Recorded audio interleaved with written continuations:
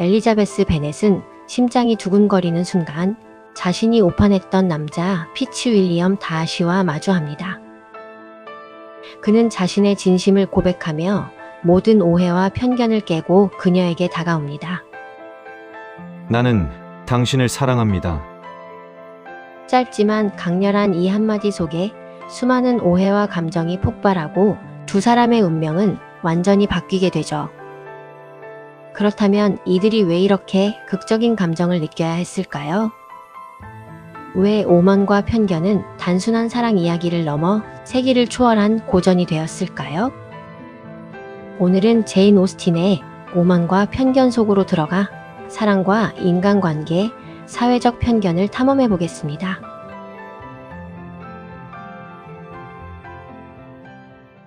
(19세기) 초 평화롭지만 엄격한 사회적 관습이 자리 잡은 영국의 한 중산층 가정. 여기 총명하고 독립적인 엘리자베스 베넷이 있습니다. 그녀에게는 5명의 자매가 있는데 각기 다른 성격과 꿈을 가진 이들은 어머니의 결혼 전략 속에서 자신의 삶과 사랑을 찾아가야 합니다. 엘리자베스의 어머니 베넷 부인은 늘 딸들의 결혼을 통해 안정과 사회적 지위를 확보하려 했습니다. 하지만 현실은 쉽지 않습니다. 재산은 한정되어 있고 높은 신분의 남성과의 결혼 기회는 드뭅니다. 부인은 늘 조급했습니다. 작은 소식 하나에도 기대와 설렘이 뒤섞였고 마음은 언제나 미래에 대한 불안과 희망이 교차하는 전쟁터 같았습니다. 그러나 엘리자베스는 달랐습니다.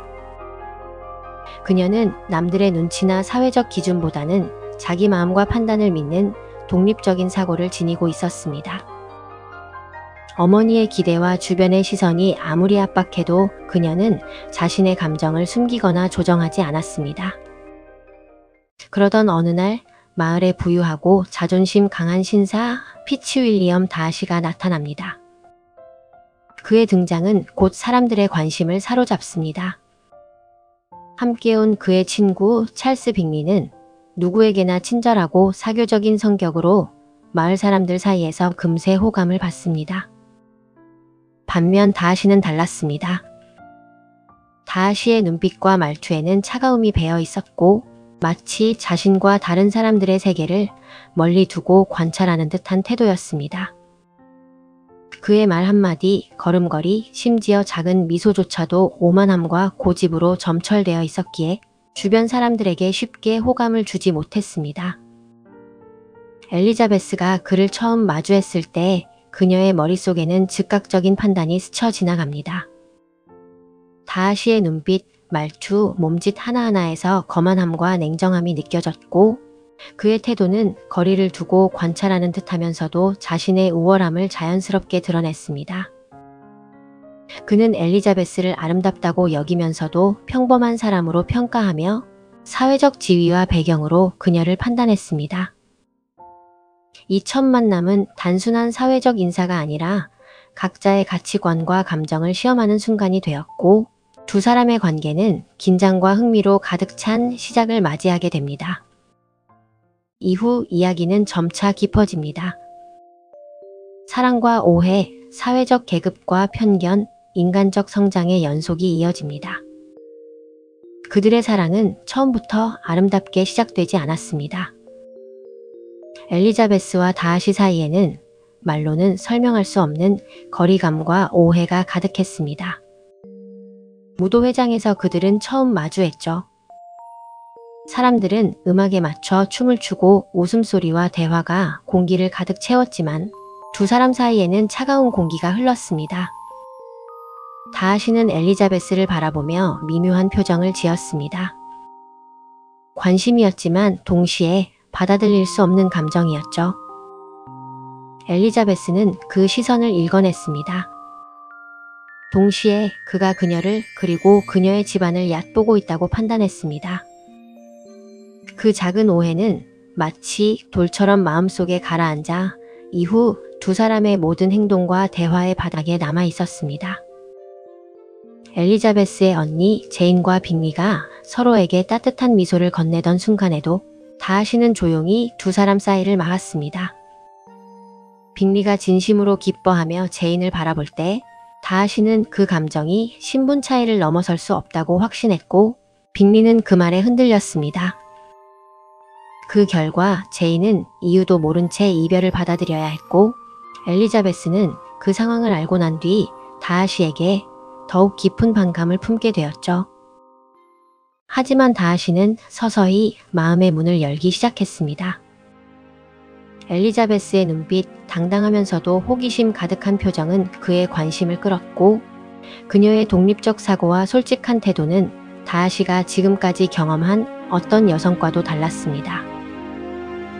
그녀의 재치 있는 유머, 날카롭지만 부드러운 비판과 웃음 속에서 다하시는 처음으로 자신의 편견과 오만함을 의식하게 됩니다. 엘리자베스의 말 한마디, 가벼운 농담, 그리고 사람과 상황을 꿰뚫어보는 통찰력은 그가 믿어왔던 세계관과 정면으로 충돌했습니다. 그러나 다하시는 여전히 조심스러웠습니다. 마음속 깊이 느끼는 끌림과 호감은 점점 강해지지만 그의 자존심과 사회적 신분, 그리고 세상에 대한 고정관념은 그를 억누르고 있었습니다. 눈빛과 표정, 말투는 여전히 냉정하고 거리감을 두지만 때때로 그녀에게 무심한 듯 건네는 관심과 배려 속에서 진심이 조금씩 스며들기 시작합니다. 그의 마음은 단순한 호감이 아니라 엘리자베스를 진심으로 이해하고 존중하려는 마음으로 진화합니다. 다하시는 그 마음을 사랑이라 믿고 엘리자베스에게 청혼합니다. 그러나 그 청혼은 사랑이 아니라 상처로 시작됩니다. 다하시는 이미 마음속에서 그녀를 사랑하고 있었지만 그 사랑을 표현하는 방식은 서툴고 자존심에 갇혀 있었습니다. 그는 말합니다. 나는 당신을 사랑합니다. 하지만 이 감정을 억누르려 애써왔습니다. 당신의 가정, 당신의 신분, 그리고 그 모든 것들이 내게는 결혼이라는 선택을 어렵게 만들었습니다. 그럼에도 불구하고 나는 당신을 사랑합니다. 그 순간 엘리자베스의 눈빛은 차갑게 얼어붙습니다. 그녀에게 그의 고백은 사랑이 아니라 희생과 조건의 선언처럼 들렸기 때문입니다. 엘리자베스는 단호하게 말하죠. 당신의 방식으로 말한 사랑이라면 저는 그 사랑을 받아들일 수 없습니다. 그 말은 벼락처럼 떨어지고 다하시는 상처받은 표정으로 뒤돌아섭니다. 그들의 첫 고백은 서로를 향한 마음이 아니라 서로에 대한 오만과 편견이 충돌한 순간이었습니다. 다음날 아침, 엘리자베스는 산책길에서 한 장의 봉투를 받습니다. 그것은 다하시의 편지였습니다. 그녀는 읽어야 할지 아니면 그냥 던져버릴지 잠시 망설입니다. 하지만 곧 조용히 봉투를 뜯습니다. 그리고 그 안에는 그가 처음으로 털어놓는 진짜 마음, 감춰왔던 고백, 그리고 그의 행동에 대한 설명이 담겨 있었습니다. 다하시는 편지에 이렇게 씁니다. 당신 앞에서 했던 나의 말과 태도가 얼마나 무례하고 오만했는지 나는 이제서야 깨닫고 있습니다. 그 편지 속에서 다하시는 처음으로 오만 뒤에 숨었던 진짜 마음을 꺼내 보입니다. 그리고 마지막엔 이렇게 적습니다. 당신에게 상처 준 나의 말과 행동을 돌이켜보며 나는 처음으로 나 자신을 부끄러워합니다. 나는 당신의 행복을 진심으로 바랍니다. 설령 그 행복 속에 내가 없더라도. 편지를 다 읽었을 때 엘리자베스는 자리에서 쉽게 일어날 수 없었습니다. 그녀는 충격을 받았고 동시에 부끄러웠습니다. 그동안 다하시의 행동을 단정짓고 비난했던 자신을 돌아봅니다. 그 순간 그녀는 깨닫습니다. 오만했던 것은 다하시만이 아니었습니다. 편견에 사로잡혀 있었던 사람도 바로 자신이었습니다. 그러나 이야기의 균형은 리디아의 돌발 행동으로 한순간 무너집니다. 가장 어린 여동생 리디아는 늘 화려한 관심과 순간의 감정에 이끌려 행동하곤 했습니다. 그녀는 세심한 고민보다 설렘을, 안정보다 모험을 택하는 성격이었죠. 그리고 어느 여름날 그녀는 충동적으로 행동합니다. 단지 즐거운 외출이라 여겼던 여행은 결국 위험한 선택으로 이어졌습니다. 리디아는 책임감 없고 평판이 좋지 않은 장교 위컴과 함께 가출해 버린 것입니다. 그 소식이 집에 전해지던 순간 베넷 집안의 공기는 단숨에 얼어붙었습니다. 어머니는 의자를 붙잡고 주저앉으며 울음을 터뜨렸습니다. 우리는 이제 끝이야. 아무도 우리 가족을 상대하지 않을 거야. 아버지는 침묵 속에서 깊게 눈을 감았지만 손끝은 미세하게 떨리고 있었죠. 그동안 유머와 여유를 잃지 않던 사람조차 그 순간만큼은 무력한 가장이었습니다. 엘리자베스는 가슴이 내려앉는 듯한 충격 속에서 서 있었습니다. 리디아가 왜? 어떻게? 죄책감과 현실의 무게가 한꺼번에 밀려왔습니다. 당시 사회에서 여성의 명예는 곧 가족의 명예였고 도망간 미혼 여성이 돌아오지 않는다는 것은 단순한 개인의 실수나 스캔들이 아니라 가문의 완전한 몰락을 의미했습니다. 이웃들은 속삭였고 편지들은 독처럼 소문을 실어날랐습니다. 심지어 제인과 엘리자베스조차 서로의 말을 고르며 조심해야 했습니다. 말 한마디, 표정 하나가 더 큰 상처가 될 수 있었기 때문이죠. 집안의 공기는 무겁게 가라앉고 어머니는 울먹이며 걱정하고 아버지는 깊은 한숨을 내쉬며 무게를 감당했습니다. 엘리자베스는 죄책감과 두려움 속에서 침묵했죠. 그때 예상치 못한 사람이 움직였습니다. 다시였습니다. 그는 조용히 문제를 해결하기 위해 뛰고 리디아를 찾아가고 상황을 바로잡으며 그 어떤 보상이나 인정도 바라지 않은 채 그저 엘리자베스를 위한 마음 하나로 행동했습니다. 그리고 그 순간 엘리자베스는 처음으로 다하시를 다시 봅니다. 그의 차가운 표정 뒤에 숨겨진 따뜻함, 책임감, 그리고 품위. 그제야 그녀는 깨닫습니다. 자신이 그에게 가졌던 모든 판단이 단편적이었음을. 그의 행동은 단순한 도움을 넘어 진심과 책임감을 담고 있으며 오만과 편견을 극복한 성숙한 모습을 보여주는 결정적 순간이 됩니다. 엘리자베스는 다하시의 진심과 배려 그리고 변화된 모습을 보며 자신이 품고 있던 선입견과 오해를 돌아보게 됩니다. 그동안 그녀가 다하시에 대해 가지고 있던 판단이 얼마나 부분적이고 편협했는지를 깨닫고 진정한 이해와 공감을 느끼기 시작합니다. 마침내 두 사람은 서로의 진심을 확인하며 사랑과 존중 속에서 함께 성장하게 됩니다. 두 사람은 이제 서로를 경계하던 상대가 아니라 서로를 통해 성장한 사람이 됩니다. 오해는 이해로, 거리감은 존중으로, 그리고 감정은 마침내 사랑으로 이동합니다. 어느 조용한 정원, 봄바람이 잔잔히 불던 날, 다하시는 이전과 달리 겸손하게 그러면서도 마음 깊은 곳에 감정을 담아 말합니다. 엘리자베스, 처음 만났을 때부터 지금까지 당신을 향한 마음은 변하지 않았습니다.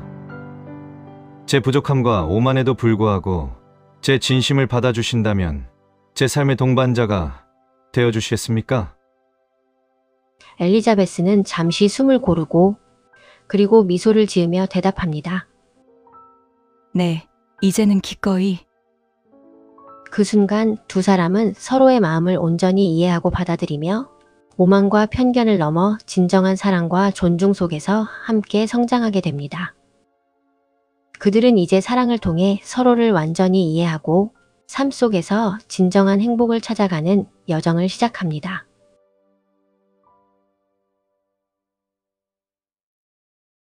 그들의 사랑은 단순한 로맨스가 아니라 인간관계에서 성장과 이해, 성찰이 얼마나 중요한지를 보여주는 감동적인 클라이맥스가 됩니다. 서로의 결점을 인정하고 장점을 존중하며 오만과 편견을 넘어 진정한 관계를 만들어가는 과정 속에서 독자와 시청자는 단순한 사랑 이야기 이상의 교훈을 얻습니다. 사랑은 서로를 변화시키고 서로의 마음을 깊이 이해하게 만드는 힘이라는 것. 그리고 인간관계의 진정한 가치는 서로를 성숙하게 만드는 과정 속에 있다는 것을 이 이야기는 보여줍니다. 오만과 편견이 단순한 연애소설을 넘어 고전으로 평가받는 이유는 무엇일까요? 그 이유는 여러 가지가 있습니다. 무엇보다도 이 작품은 인간의 심리를 섬세하게 그려냈다는 점에서 특별합니다. 엘리자베스와 다하시의 심리적 갈등은 단순한 오해에서 비롯된 것이 아니라 인간의 자존심과 사회적 기대, 그리고 개인적 판단이 맞물린 결과로 나타납니다. 오만과 편견이라는 두 가지 감정이 인간관계를 얼마나 복잡하게 만들 수 있는지를 오스틴은 생생하게 보여줍니다. 또한 이 소설은 사회적 비판과 풍자의 역할도 훌륭하게 수행합니다. 당시 영국 사회에서 결혼은 여성에게 유일한 사회적 안전망이었고 신분과 재산이 큰 영향을 미쳤습니다.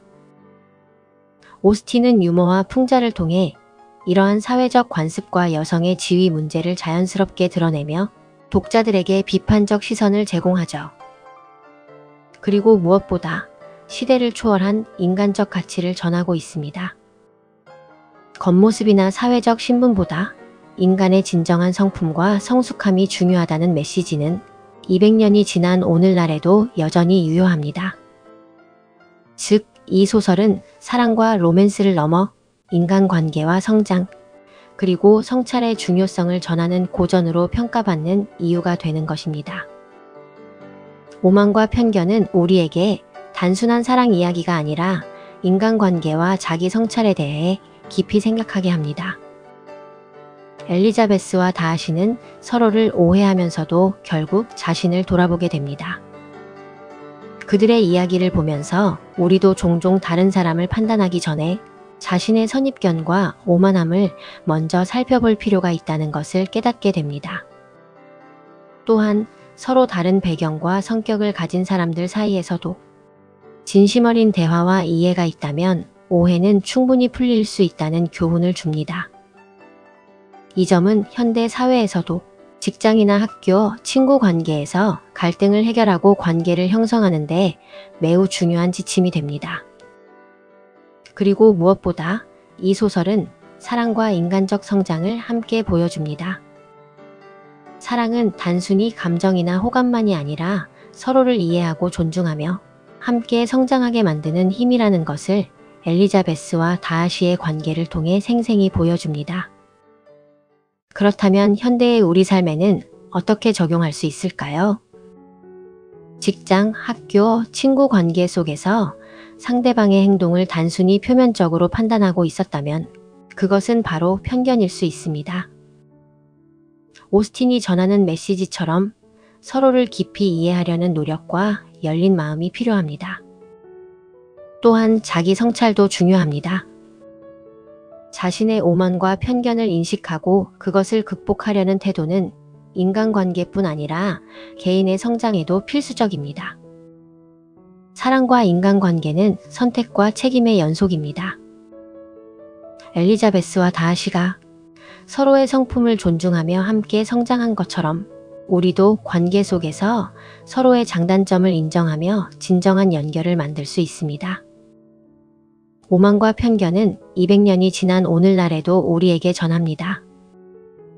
오만과 편견을 넘어 진정한 이해와 성숙한 마음이야말로 우리 삶을 풍요롭게 만드는 열쇠라는 것을 말입니다. 오늘 소개한 오만과 편견, 여러분도 다시 한번 직접 읽으며 엘리자베스와 다하시가 겪은 마음의 여정을 느껴보세요. 영상이 마음에 드셨다면 좋아요와 구독, 알림 설정까지 잊지 마시고요. 다음 영상에서도 여러분과 함께 고전 속 지혜를 탐험하겠습니다. 감사합니다. 오늘도 행복한 하루 보내세요.